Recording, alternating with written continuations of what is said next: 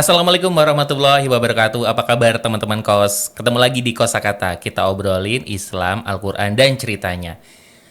Kali ini teman-teman kos kita akan ngobrolin soal kemerdekaan. Tahun ini 2020 kita udah merdeka 75 tahun.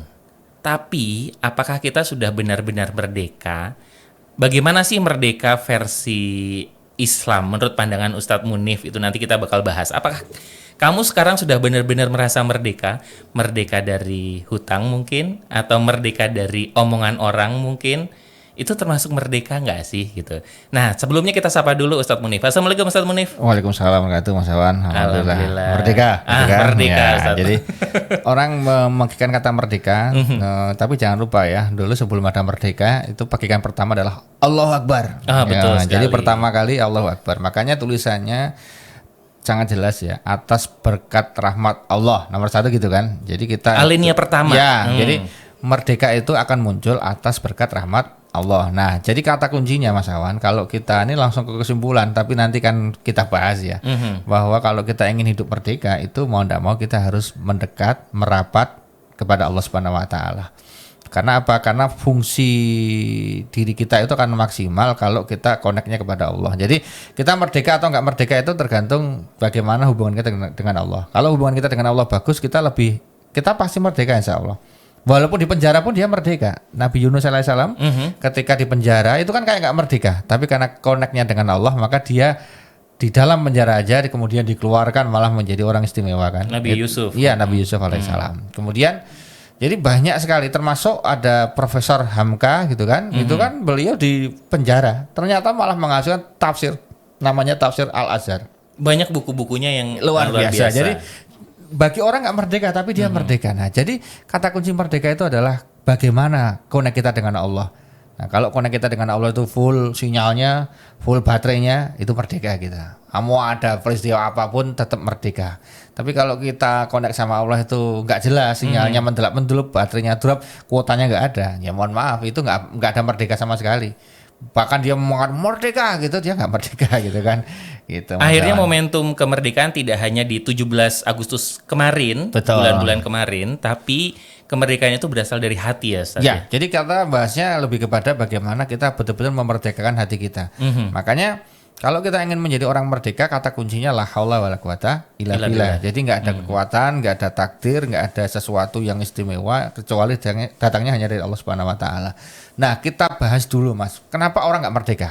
Ya, nomor 1, kalau kita bicara konteks secara kecil dan secara besar itu mirip, bahwa nomor 1 orang nggak merdeka itu manakala dia masih punya hutang. Itu menjadi nggak merdeka. Maka Rasulullah pun mengatakan kan, jauhilah hutang, bukan nggak boleh loh Mas. Artinya hutang itu kalau bisa dijauhi, karena apa? Karena hutang itu di pagi hari menghinakan, di siang harinya, di malam hari itu membuat dia galau. Tapi kalau bisa bayar Ustadz, gimana? Beda, jadi beda. Kalau bisa bayar nggak perlu hutangan gitu. Dia bisa cash kan. Nah, kita tidak sedang mengomentari orang yang banyak utang ya, tapi kita sebetulnya hanya membuat kata kuncinya begini, bahwa kalau kita ingin merdeka, kita harus punya upaya keras untuk kita kemudian mengurangi hutang, kemudian hidup tanpa hutang. Negara yang tidak ada hutangnya itu negara yang susah dijajah. Betul. Contoh kita pernah bahas juga, misalnya negara itu ada namanya Irak. Ketika Irak tidak punya utang, zero sama sekali, maka Saddam Hussein itu berkuasa dengan sangat luar biasa. Bahkan negara yang ingin menghancurkan itu sampai kukur-kukur ya. Tidak bisa intervensi apapun. Gimana gitu caranya itu kan? Dibikinlah isu senjata biologi lah, pemusnah massal dan sebagainya, akhirnya jatuh gitu kan. Libya dengan Muammar Gaddafi-nya, di sana listrik nggak bayar, kesehatan gratis, semuanya, negara nggak punya utang, susah menghancurkan Libya. Maka orang dalamnya yang kemudian pengkhianatnya yang kemudian membantu dari orang asing untuk menghancurkannya. Nah, Turki yang pernah kita bahas di sini juga bisa menjadi negara yang leading karena Turki kemudian menghapuskan semua utangnya dan menjadi negara tanpa hutang. Nah, kita nggak usah ngomong negara karena urusannya sudah ada ahlinya. Kita ngomong ke orang pribadi kita masing-masing. Maka sekarang kita seharusnya bagaimana kita menjadikan diri kita itu orang yang tidak latah dalam berhutang. Utang boleh kok, nggak ada dosanya karena dalam Quran dibahas masalah hutang. Hadis juga banyak membahas masalah hutang. Berarti hutang itu pasti akan dilakukan oleh orang-orang itu. Hampir semua orang mungkin kalau ditanya dalam hidup ini pernah berhutang. meskipun hanya Sedikit. sekali atau sedikit. Ya, cuma bedanya di situ. Nah, yang dilarang dalam Islam bukan utangnya sebetulnya Mas, tapi adalah kebiasaan utang, habit utang dan utangnya dengan riba itu aja sebetulnya. Karena nggak semuanya utang dengan riba Mas. Betul. Walaupun betul. bunga itu riba atau tidak, kapan-kapan kita bahas. Karena itu ada debatable di antara para alim ulama. Ada yang mengatakan itu adalah riba, ada yang mengatakan bukan riba, ada yang mengatakan yang betul bagi hasil, walaupun bagi hasil menurut beberapa ulama yaitu mengandung unsur riba. Kapan-kapan ya kita simpen. Tapi yang kita bahas sekarang, kalau kita ingin merdeka, kita upayakan diri kita itu kemudian menjadi orang, kalau terpaksa punya utang, kita punya jadwal yang khusus untuk membayarnya. Kita punya kemampuan untuk membayarnya. Maka perbankan itu ketika mau mencairkan utang, dia mesti mensurvei gaji dulu Mas. Misalnya nggak boleh 100% gaji dihutangkan itu. Mesti dia, Pak, rekomendasinya 40% Pak. Ya 50% Pak. Ya 60% Pak. Dia jarang mau di atas 60%. Agar dia bisa happy. Lo bayangkan Mas, orang kerja Nggak nerima apa-apa gitu ya. itu tetap nggak bisa Mas, tapi tetap banyak yang terjadi kan. Betul. Akhirnya hidupnya nggak merdeka kan. Nah kalau kita cek Mas, mengapa dia kemudian berhutang? Ya karena dia nggak merdeka dari omongan orang lain, tadi sudah dibahas kan. Jadi maka fokus kita itu jangan pada omongan orang, tapi omongan Allah dan Rasulullah. Nah, Omongan Allah dan Rasulnya. Ya jadi artinya firmannya Allah kayak apa, sabdanya Rasulullah kayak apa, itu yang kita pikir. Kalau omongan orang lain mah tinggal ngomong aja orang itu kan gitu kan. Nah kita itu nggak pernah ada beresnya di mata orang. Nggak percaya buktikan aja.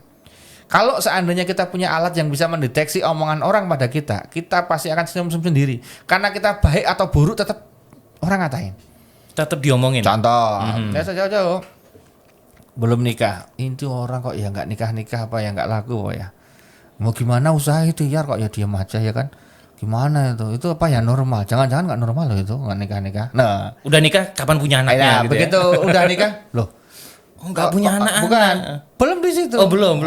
Kok cari ya jauh-jauh ya, mau yang deket-deket aja. Komentar lagi itu kan. Udah yang deket misalnya dapatnya deket, misalnya udah dapat yang deket, wajahnya kok biasa ya, harusnya dia agak ganteng, dapatnya yang cantik lah, kayak itu kan biasa banget. Nah udah komentar aja orang itu. Udah akhirnya nikah dapat yang cantik gitu kan. Wah kok bisa dapat cantik ya, itu jangan-jangan dia ditipu loh itu pakai ilmu-ilmu. Nah jadi nggak ada habisnya. Itu belum nikah Mas, udah hijab kabul masih aja dirasani loh. Itu kok maksudnya kok nikah kok nggak ngerayain kok, cuma acaranya Pak cuma pakai mie ayam sama bakso aja, kemana sih? Mbak ya prasmanan atau apa gitu kan. Begitu diadakan acara besar gitu kan, wah ya kok ya besar-besar kayak gini nih malah ya mubadir loh, harusnya kita simpan aja uangnya. Nah itu salah lagi gitu kan. Pokoknya salah. Ini itu kok nikah kok ya nggak undang-undang misalnya gitu kan. Begitu diundang loh kok jauh sekali, ngundang-undang kok ya jauh gitu kan. Jadi ngundang salah nggak ngundang salah. Itulah omongan orang. Anda belum punya rumah salah, Anda punya rumah juga salah, Anda belum kerja salah, Anda sudah kerja salah, Anda belum nikah salah, setelah nikah Anda juga salah. Karena apa? Ya omongan orang itu nggak ada habisnya. Makanya karena Pak orang itu kalau mau berteman harus cari yang soleh-solehah gitu kan, itu agar ngomong orangnya sedikit, dia lebih banyak ngomong gimana kabarnya, ibadahnya gimana, apa kehidupannya, feedbacknya ada. Coba nggak percaya, kalau kita ngobrol ketemu orang isinya bahas sesuatu yang kemudian pulang membuat tercerahkan, dia kemudian menjadi beramal soleh lebih giat, bekerja lebih giat, berinovasi lebih bagus, itu berarti dia ketemu positif. Ya? Tapi kalau begitu dia ketemu hanya bahas orang, namanya kan ghibah. Nah ketika ghibah itu disitulah mulai muncul kesenangan kalau ketemu orang bahasnya orang, sehingga ya nggak ada habis-habisnya. Padahal orang itu jumlahnya di dunia kan banyak, dia tinggal ngurut kan seri 1, seri 2, seri 3 sampai akhirnya orang-orang yang diomongin sudah pada sukses, Anda sendiri yang ngomongin nggak pernah sukses. Masih di situ-situ aja. Jadi ayo kalau kita mau merdeka, hentikanlah kita kemudian terlalu memikirkan apa pendapat orang, tapi pendapat Allah dan Rasulullah itu kita pikirkan. Kita malunya pada Allah dan pada Rasulullah, bukan malunya kepada manusia itu. Nah dari situ insya Allah kita nggak mudah untuk dikit-dikit utang. Bukan nggak boleh loh Mas. Misalnya nanti kan merdeka dalam versi lain adalah merdeka kita bisa hidup sendiri tanpa campur tangan orang tua. Dalam hal ini mertua misalnya, kalau Anda sudah menikah misalnya. Walaupun ini nggak bisa dikebiahuya semuanya salah kalau dalam mertua ya enggak. Karena ada Mas, anaknya cuma satu atau anaknya ini anak terakhir atau anak pertama yang kemudian diminta menjaga orang tua menjadi penjaga rumah tabun. Dalam bahasa Jawa tabun itu rumah pertama, induk yang kalau bisa rumah itu jangan sampai jatuh ke tangan pendekar berwatak jahat gitu kan. Artinya anaknya kemudian menunggu. Di situ rumahnya besar sekali, kamarnya ada 6, anaknya bapak ibunya tinggal di situ kan, kamar yang lain 5 kan kosong. Udah Le, kamu nggak usah pergi-pergi, kamu tinggal di sini aja. Itu tidak termasuk bagian dari yang tidak merdeka. Itu malah merdeka banget. Anak-anak lain nggak punya kesempatan mengasuh, dia punya kesempatan mengasuh. Itu pahala tok isinya gitu kan. Nah, cuma kalau kemudian Anda ini ikut mertua atau ikut orang tua itu dalam konteks nggak mau tinggal sendiri, nggak mau upaya sendiri, ingin dalam tanda petik memanfaatkan orang tua, nah itu cari gampangnya. Nah gitu. Itu udah keliru, itu udah nggak merdeka nantinya. Nggak usah jauh-jauh, suami istri itu butuh briefing, kalau perlu briefingnya setiap hari. Loh, perusahaan tuh nggak ada briefing, tutup Mas. Perusahaan nggak ada briefing, pokoknya kerja aja, nggak ada pasti ada briefing. Senin pagi biasanya kan meeting briefing semuanya. Ini unit ini gimana kerjanya, beres nggak? Itu gini gimana, target kamu di minggu kemarin gimana, target ini, kan gitu kan. Suami istri itu nggak perlu ada briefing Mas, seminggu sekali minimal briefing gimana rumah tangga kita. Kalau kelihatannya kamu selama seminggu kemarin itu kecut sekali wajahnya, ada apa sih? Itu briefing gitu kan. Oh iya Mas, ini gini, kena anak-anak gimana ini sekolah dikontrol semuanya. Ini briefing loh gitu Mas. Jadi rumah tangga tanpa briefing kayak perusahaan tanpa briefing kok tutup nanti Mas. Jalan-jalan gitu aja tiba-tiba. Nggak bisa Mas. Ada briefing. Nah jadi di sinilah perlu ada briefing itu untuk apa ya, menyatukan visi misi di situ. Nah ketika orang suami istri butuh briefing, sementara dia masih ikut mertua, susah briefingnya Mas. Masa di hadapan orang tua mau briefing istrinya, mau briefingan gitu kan. Malam-malam Mas. Lo malam pun ya nggak bisa nyaman. Makanya beberapa orang yang tinggal dengan mertua itu briefingnya adalah menunggu mertua pergi, atau dia harus pergi sendiri untuk membriefing sendiri gitu kan. Titip ke anaknya jalan-jalan sendiri. Ya itu briefing. Ya saya masih menghormati, seperti itu bagus lah daripada nggak ada briefing sama sekali. Nah yang paling parah Mas, kalau terjadilah clash. Kalau briefing ini kan orang dalam posisi marah, setengah marah, belum marah, tapi ingin perbaikan. Nah, kalau udah clash itu kan mencari suasana briefing kan susah, apalagi dengan orang tua kan gitu. Betul. Wah, disitulah pentingnya. Makanya kalau Anda ikut mertua, mohon maaf sekali, Anda tidak jadi presiden, wahai suami, Anda menjadi gubernur atau menteri, karena presidennya tetap orang tua, karena yang punya rumah orang tua, yang punya kuasa orang tua. Itu mau tidak mau begitu. Ya, faktanya begitu. Nah, jadi kalau pengen merdeka bisa ngatur rumah sendiri, ngatur orang tua sendiri, kontrak pun itu nggak masalah, masih lebih merdeka daripada mertua, itu nggak merdeka kan gitu kan. Banyak loh Ustadz, yang terjadi masalah adalah ketika misalnya kalau suami ikut orang tua istri biasanya sih oke aja, tapi biasanya kalau istri ikut mengasuh orang tua suami, itu istri sama mertua tuh agak-agak susah nge-clash-nya. Menarik itu. Kadang-kadang kan yang suaminya sih merdeka-merdeka aja gitu. Aku bisa ngurus orang tua aku, tapi si istri nih berasa tidak merdeka gitu. Di rumahnya tidak ada kekuasaan gitu. Nah ini gimana Ustadz? Ya, pertama itu mitos ya. Jadi belum ada riset yang memvalidkan pendapat itu benar. Itu adalah semacam mitos, pendapat yang sebetulnya keliru tapi dilembagakan sehingga seolah-olah itu menjadi benar. Bahkan seolah-olah yang tadinya itu mau baik jadi nggak baik. Iya, susah ya kelihatannya. Jadi dia sudah nyerah dulu. Nah sekarang ada triknya Mas. Kita langsung ke solusi ya.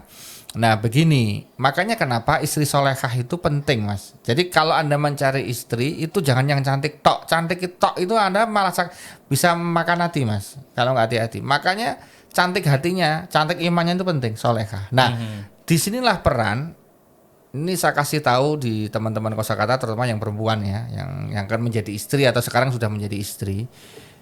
Dukung suami Anda untuk berbakti pada orang tua, khususnya ibu Anda, ibunya suami Anda. Ibunya suami. Iya, karena kalau nanti Anda mendukungnya, Allah pun akan memberikan keberkahan pada Anda tanpa Anda sadari. Jadi begini loh, ketika suami nanti lebih ngopeni ibunya daripada ngopeni Anda, itu sebetulnya bukan menduakan ya? Bukan. Jadi posturnya memang begitu. Maka kenapa dalam Islam itu kalau kekahan anak laki-laki 2 kambingnya. Kenapa? Karena dia akan berkhidmat pada ibunya. Maka ibu itu senang sama orang tuanya. Wah, aku nih ada yang menjaga besok. Tapi kalau anak perempuan kenapa 1? Ya nanti ada yang jaga dia. Jadi dia artinya kan ikut ke suaminya kan gitu kan. Nah, yang sering membuat persoalan adalah saya begini. Rumus salah dan benar itu tidak bisa dipakai pada orang tua dan anak. Oke. Begini maksud saya. Kalau ada perbedaan pendapat, mana yang benar? Saya punya prinsip yang benar adalah orang tua kita. Kita yang salah, gitu aja. Walaupun kita benar. Paham ya? Jadi tolong ini jangan dipotong. Jadi kalau ada perbedaan pendapat, misalnya orang tua itu pengen membersihkan rumahnya, mengecat rumahnya, rumah anaknya yang dipakai sekarang ini dengan cat warnanya hijau. Anda sebagai istri pengen cat warnanya kuning.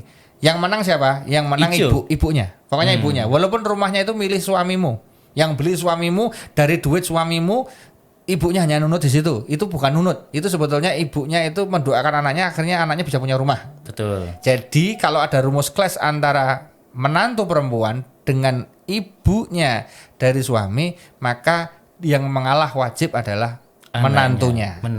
Wah, nggak bisa Ustadz, nggak adil Ustadz, ini gimana?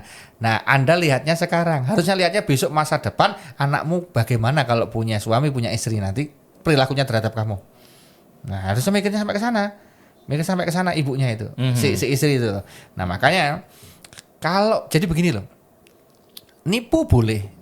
Pencitraan ngapusi boleh, yes nggak apa-apa, di luar mau ngomel silahkan, atau ngomel dengan suami nggak apa-apa, tapi sama ibu tampilannya harus bagus. Pokoknya yes, pokoknya kalau menyenangkan orang tuanya, walaupun pahit di hatimu, walaupun pahit di pikiranmu, nggak apa-apa, nggak lama insya Allah. Artinya nggak lama itu kan perjumpaan anaknya dengan ibunya itu tidak lama lagi insya Allah. Perjumpaan anaknya dengan bapaknya insya Allah tidak lama lagi. Tapi perjumpaan Anda dengan suami Anda insya Allah akan lebih lama. Ini logika manusia biasa. Kalau masalah umur Allah yang atur ya. Nah artinya apa? Kesempatan golden age anak-anak itu mengasuh orang tuanya ketika memang usia pernikahannya sudah usia anaknya sudah 40, 45, 50 itu kan orang tuanya memang butuh ekstra perhatian. Nah yang keren, ini tak kasih tahu rahasianya. Kalau para istri-istri, mbak-mbak yang sekarang jadi istri-istri atau mau jadi istri besok, kalau pengen rezekinya lancar, hidupnya barokah, enak, gampang rumusnya. Dekati mertua Anda dan orang tua Anda itu sama, nggak ada bedanya. Oke, perlakukan seperti orang tua kita sendiri. Jika mau keren lagi, kamu minta, Mas, uangnya kasih aku dulu Mas, nanti aku kasih ke ibu. Jadi ibu itu, karena begini ya, secara psikologis nggak bisa ditipu. Ibu itu pasti cemburu dengan menantu cewek. Karena apa? Ini anakku cowok, udah tak besarin, tak upain dengan luar biasa. Baru ngasih aku berapa duit belum lama, tiba-tiba menikah sama kamu, duitnya ke kamu semua, terus aku nggak dapat sekarang. Itu muncul walaupun nggak diomongkan. Walaupun ditanya nggak ngaku dia. Enggak, saya enggak aja. Gitu loh. Nah, makanya rasa cemburu orang tua ini kadang membuat rumah tangga kita itu goyang-goyang dikit, Mas. Jadi kalau kita sedang ada trouble dengan pasangan, trouble dengan keluarga kita, itu sebetulnya orang tua sedang cemburu berat terhadap anak laki-lakinya yang kamu ambil itu. Gitu. Makanya agar dia nggak cemburu, kamu datang aja ke orang tuanya, deketin dia, ajak pergi, agak jalan-jalan, senangkan hatinya. Terserah dengan caranya apa, antar pengajiannya boleh kalau Anda nggak kerja ya, atau apalah, pokoknya kamu seakan-akan menjadi gantinya anaknya gitu kan. Oh berarti ini anakku perempuan ya, jadi ini bukan orang lain, ini malah bagus sama aku, jadi dia malah punya persepsi yang bagus. Disitulah keberkahan Allah turun. Yang ada kan malah si anak cewek ini atau istri ini kemudian memprovokasi suaminya. Jangan lama-lama katanya ibu, sehari aja cukup. Udah ngancem gitu kan. Nggak usah bawa macam-macam, dikit-dikit aja bawanya. Transfer macam-macamnya, dikit aja transfernya. Wah, udah. Lihat, seperti ini nanti rumah tangganya nggak beres. Oke. Allah marah, digoncang nanti Mas. Ada aja masalah. Itu.